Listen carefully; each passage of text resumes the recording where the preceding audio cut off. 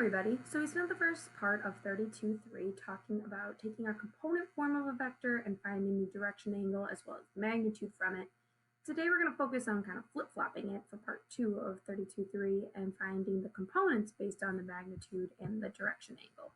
And to do that, we basically need this handy-dandy little formula here that I highly recommend writing down from page 451 in your books. And basically what this allows us to do is if you multiply the magnitude by the cosine of the angle, you're going to get the component form for A, and then for B, magnitude times the sine of the angle. And you'll see in example A here, using the exact values of sine and cosine for the value of 120, they're able to come up with the component form. Now, something super important to note is what quadrant are you normally in, and would A and B be positive or negative in that directional forefront? So for example, if we look at example A here, 225 is normally a quadrant 3 value. You move to the left and down in that, which means that both your A and your B values are going to be negative here. So that's really nice when it comes to like multiple choice type situations. You can sometimes eliminate answers just because they don't have the right sign values to them, being positive or negative. Now from there, the exact values are going to be found by doing 8 times the cosine of our angle, and then 8 times the sine of our angle. And both for the sine and cosine at 225, they're equal to negative square root of 2 over 2, which means that both of these are going to reduce times negative 4 square root 2. So we would write our final answer in that bracketed form notation, and this would be the exact answer. Now, not all values come from the unit circle, as we know, so in some cases we're going to need to just strictly use our calculator and approximate. So if we clear all this out, in the second example, our magnitude is 50 and our directional value is negative 95. So again, negative 95 is going to be a quadrant 3 value. Right, we went clockwise, so we know that it's again going to have a negative A value and a negative B value just to keep us on the right track for our answer. So here we would take 50 times the cosine of negative 95 for A, and then 50 times the sine of negative 95 for component B. Again, notice they are both negative in here. Sine negative 95. And we end up with, again, negative 4.4-ish and negative 49.8. Okay? So take a moment on your own, try C and D. Feel free to just approximate, round to the nearest tenth, even if the exact answer, or give the exact answer as well where you can.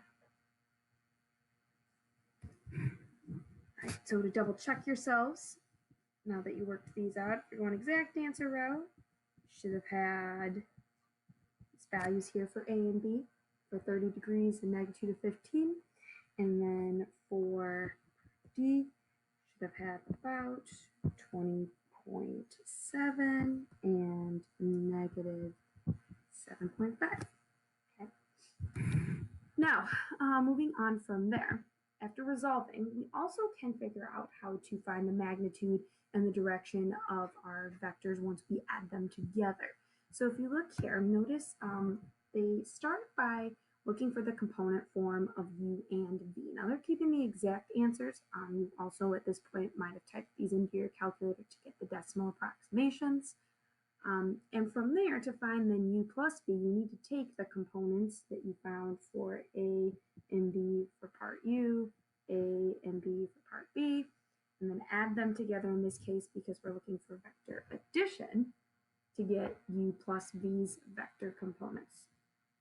All right, now from here, once we have A and B, we can find the magnitude and the direction as we talked about in part 1 of 32.3 in order to find the magnitude and direction. And again, always be careful.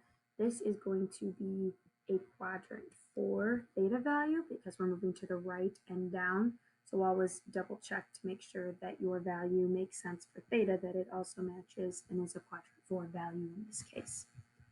Okay, so for these examples down here for A, B, and C, the bottom of this page, notice that there are basically 3 different subtraction type problems. So we are going to focus on doing part A to start here. And to do that, we need to, again, start by resolving into component form S and T to start. So for S's component form, we need to do 10 cosine 125 and 10 sine 125. And then to get vector T, we would need to take the magnitude and direction for vector T to find its A and B values. Okay, now to find S minus T, notice it's subtraction unlike our example.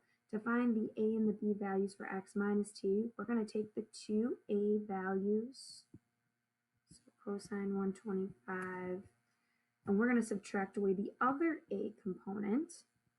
For T, notice we're doing S first minus T. That was different than part B. You'd flip-flop them. And then to find B, we're going to take 10 sine 125 and subtract away 15 sine negative 15.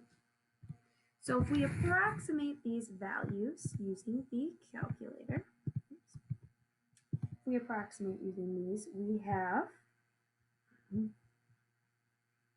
again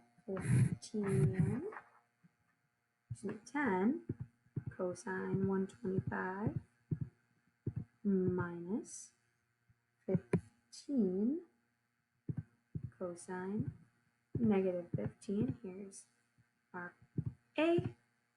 And then for B, it's going to be really similar. We're just going to be taking the sign of each of these. So minus 15 sine negative 15. So our A and our B on this are going to be approximately negative 20.2 and about 12.1. Now from here, we can find our magnitude and our direction. So remember, magnitude is the square root of A squared plus B squared. Be aware you need to put the negative 20.2 in parentheses. So when we do that, again, be very careful. Square root of negative 20.2, close those parentheses, plus 12.1. It's positive, so I'm not going to use parentheses. You get about 23.5. And then also be aware, when we're talking about the direction, if we are at negative 20.2, 12.1, this is quadrant 2. So as we look for the direction using tan inverse of B over A, remember 12.1 divided by negative 20.2.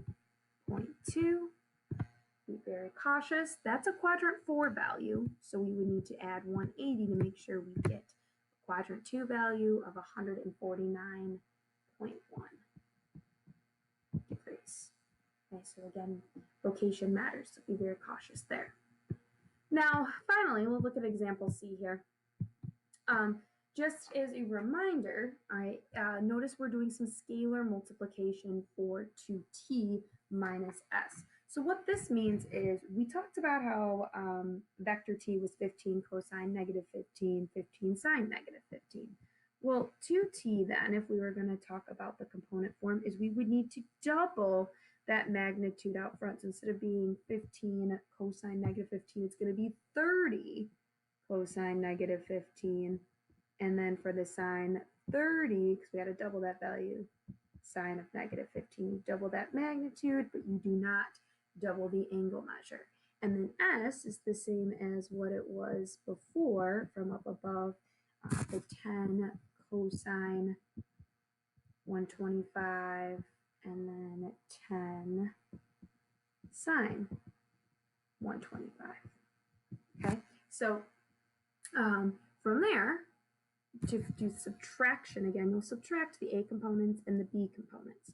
So 30 cosine negative 15 minus 10 cosine 125, 2t minus s, and then 30 sine of negative 15 minus 10 sine of 125. Okay, so if we approximate those, we have, again, 30 cosine negative 15 minus 10 cosine 125. So our A component is going to be about 34.7, and then same thing but with sine for B, minus 10 sine 125, negative 16 for our E value. And again, from there, once you get those two values of 34.7 and about negative 16, you're to the right and down on this one, so it is going to be a quadrant 4 value. So when you calculate your magnitude, square root of 34.7 plus 16, you're going to get approximately 38.2 for the magnitude, and the directional value, you have a little bit of options here because you're going to end up getting a value of negative 24.8, which is totally acceptable because this is a quadrant 4 value as well. Or you could look at that coterminal value. Maybe you want to see it between 0 and 360. 335.2 would also work as an appropriate theta value. Okay, so that is a little bit of kind of flip side here of resolving our component form and doing sum and difference with that. Right? Thanks.